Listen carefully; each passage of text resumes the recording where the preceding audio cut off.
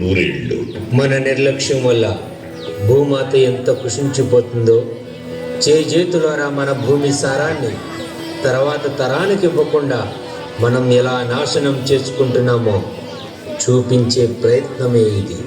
ఏ రంగయ్య, ఆ ప్లాస్టిక్ కవర్లు, plastic bottle, ఆ డస్ట్బిన్ వేసే.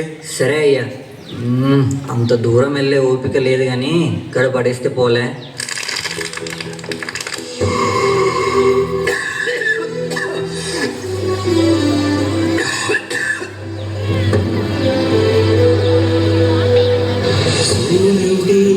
సెలవని తలసిపోయేనా, కాలమే శిలవలే నిలిచిపోయేనా. అరే, ప్లాస్టిక్ కవర్లు తీసుకెళ్ళి బయట పడేయండి రా.